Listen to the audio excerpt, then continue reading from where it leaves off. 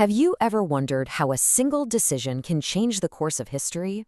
Well, today we're going to dive into a story our source material calls a tragic error, a choice that it argues put a great civilization on pause for more than 300 years. So, right from the get-go, our source makes a really provocative claim. It says that even well-meaning leaders, in this case the ulama, can have massive blind spots. And these aren't small mistakes, they're egregious, tragic errors.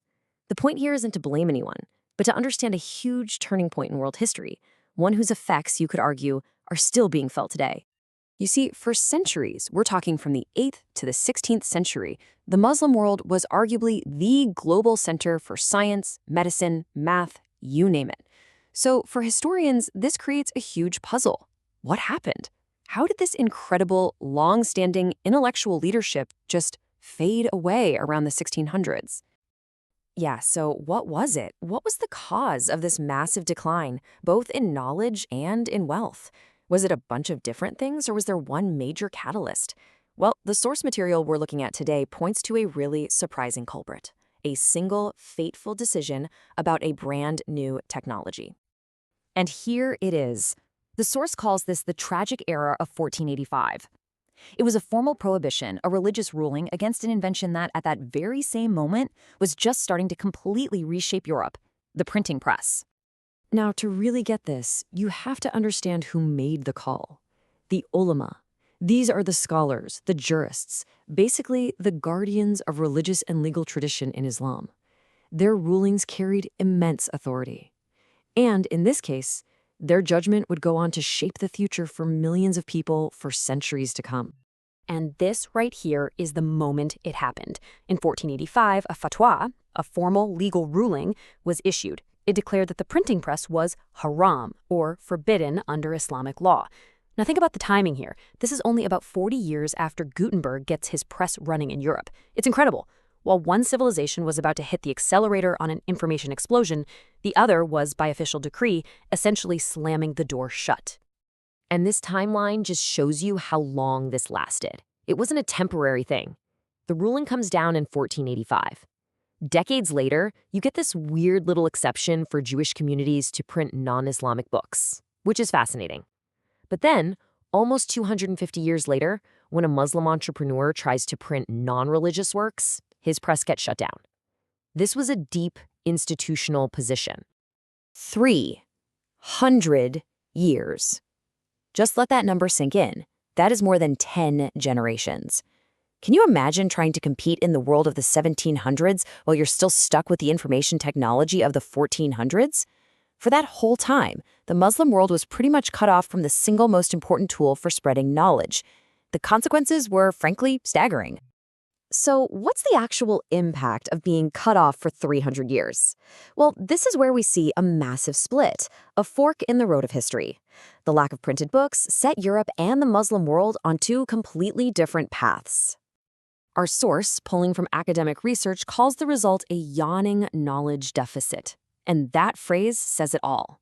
While Europe was mass-producing books and building these huge libraries accessible to more and more people, knowledge in the Muslim world was still locked away in manuscripts. They were rare, they were expensive, and they had to be copied by hand. Scientific progress, which is all about sharing and building on ideas, just ground to a halt. Just look at the contrast on these two paths. In Europe, mass printing fuels this explosion of knowledge, which leads directly to the Enlightenment and then the Industrial Revolution. Meanwhile, in the Muslim world, you have limited access, which leads to stagnation and that yawning knowledge deficit. And the source argues this ultimately resulted in widespread material poverty. You can draw a direct line from access to information to economic power. And, a knowledge gap doesn't stay a knowledge gap for long. It becomes a power gap. That intellectual and technological deficit turned directly into military and economic weakness. The source argues that this very imbalance is what allowed European powers to expand so aggressively, leading to the eras of slavery, mercantilism, and colonialism, with Muslim lands becoming some of the primary targets.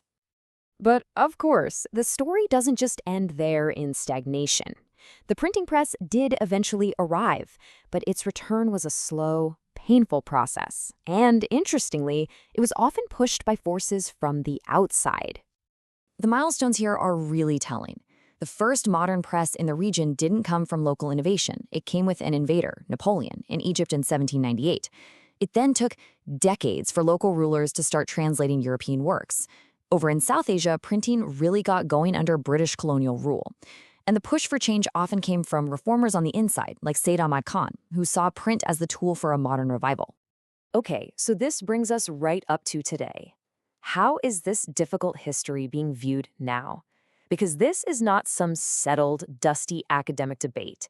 It is a live and often really sensitive conversation about the roots of today's challenges. So, when the famous historian Bernard Lewis first really pushed this idea in his book, What Went Wrong, it sparked a huge backlash.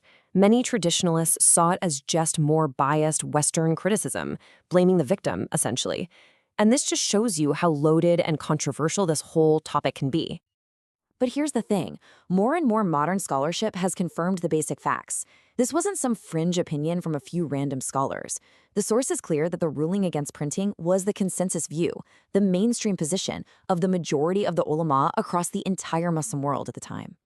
And what's really fascinating is the change that's happening now from within the tradition itself. The source points to really popular, influential figures like Sheikh Dr. Yasser Qadhi, who are now openly talking about the printing press ban as a historical error with long-lasting negative effects.